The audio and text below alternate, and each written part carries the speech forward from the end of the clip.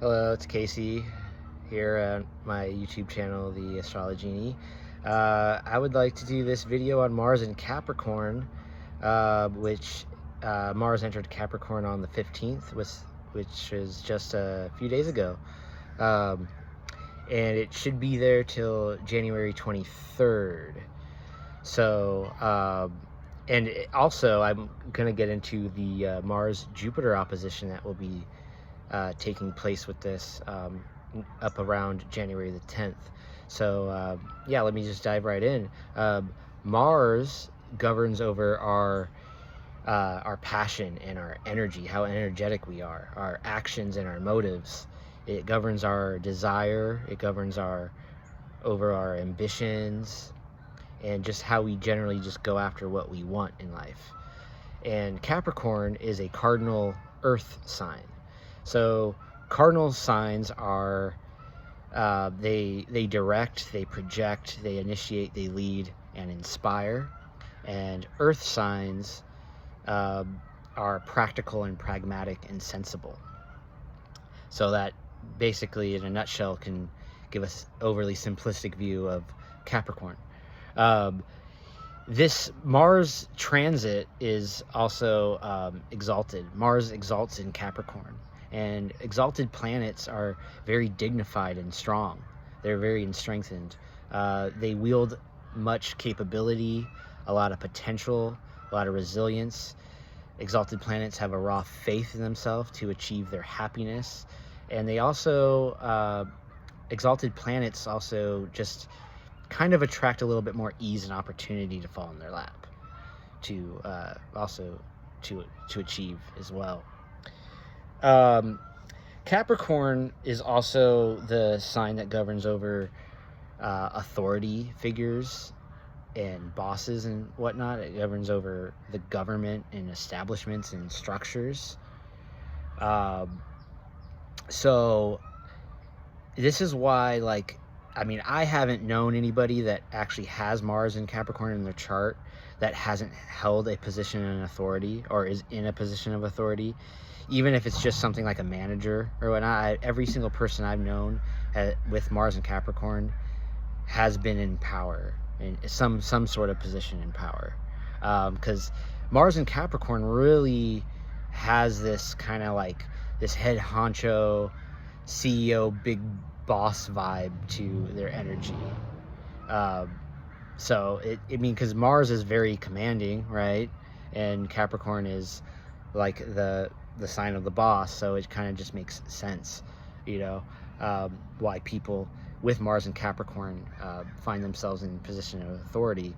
They usually strive for positions in authority, but it often falls in their lap, like I said, with exalted planets anyway.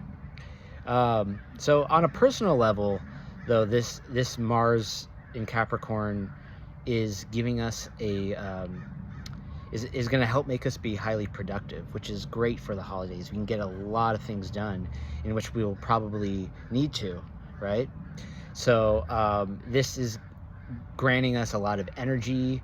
This is getting us highly motivated, charged up, and energized, revitalized, you know. Mars and Capricorn is just, you know, a very highly productive sign, and we can really get, you know, take some well-calculated aims at achieving what it is that we desire, and likely to be successful with that. So that's kind of where I see Mars and Capricorn energy affecting us on a personal level. But what I kind of wanted to get more in depth about is like how Mars and Capricorn is going to affect people in power in general.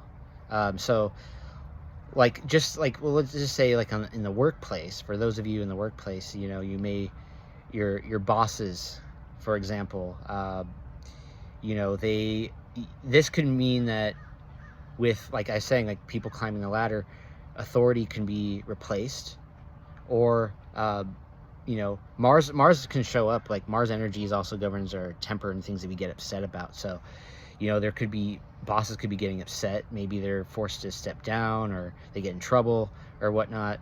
That could also be a possibility. but there also could be a lot of climbing of the rank with that within the workplace that we may experience. Those of you with, in the workplace who have managers and bosses to deal with, right? The negative consequence of Mars is that Mars energy can be domineering and tyrannical. So maybe your bosses could be becoming more tyrannical and more domineering in a sense. You may experience that, but this is all relative to people in power. So this is also relative to government and authority figures just in general. So we may be seeing this with politicians and whatnot. So it might be interesting, like because with exalted planets, we want to have good leaders. We want someone following by example. With Mars and Capricorn. So we may be getting a new reign of power, which would be hopeful. But it could also just mean that people in power are, trying to implement some old, outdated, way of, staying in power as well. So with that said, I want to talk a little bit about the Mars-Jupiter opposition that will be taking place up around January the 10th, in which is Jupiter is in Cancer, which is also exalted. So that placement also wields a lot of power. So it's interesting to think, because Mars governs our military. So one of the first things I thought about when I thought about Mars in opposition to Jupiter is that maybe the government could be up against opposition of their own military, because Jupiter in Cancer governs over our homeland security, so there could be something where the government could be up against something that being that Mars is military and the government has control with the military, but opposing, like, Jupiter governs over our hopes and expectations and our beliefs and our morals, our expansion and our growth, so there's something opposing that. So are they up against, some moral conviction that, defending our homeland with Cancer energy, being exalted and being in its power? I mean, wherever there's exalted planets, the sign is that planet almost has a little bit of like a co-rulership of the sign as well. And that could be, showing itself with, why exalted planets are strong and dignified in their position and their stance. So it's just kind of interesting that, maybe the government may be up against that, or they could be, since Jupiter can also govern over, morality and law.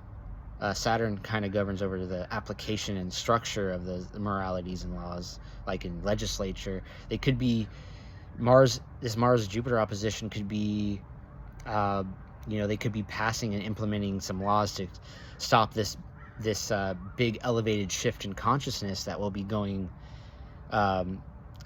taking place in February with the Saturn-Neptune conjunction at the very beginning degree of the zodiac at 0 Aries, which is a huge elevated shift in consciousness. And the Saturn-Neptune conjunction is like, we may experience something more almost supernatural, in Aries. But being that it's in Aries, and then having this Mars-Jupiter opposition beforehand, it's almost like, are they going to implement some kind of old, outdated, action, with laws or whatnot taking place, to hinder this grand conjunction that will be happening, this elevated consciousness shift.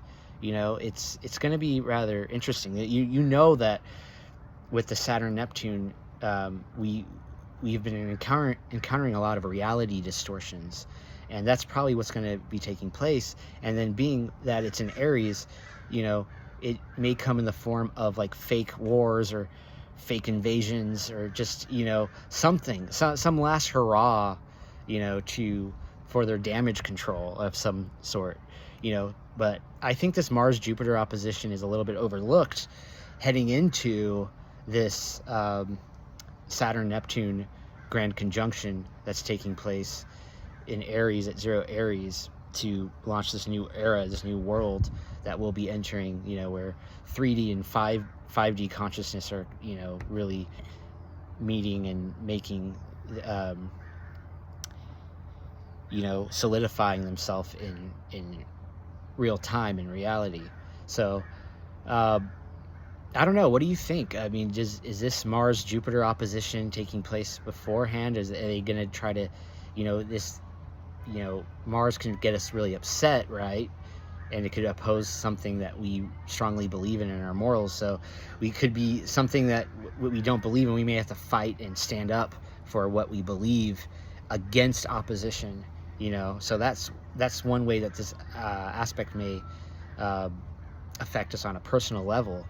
But I don't know, this Mars-Jupiter opposition, I think, is going to be important leading up into this Saturn-Neptune conjunction. So I don't know, what do you all think? Let me know. But I guess I'll just conclude it at that. For all of you, don't just take care, but give care too, and I'll see you next time.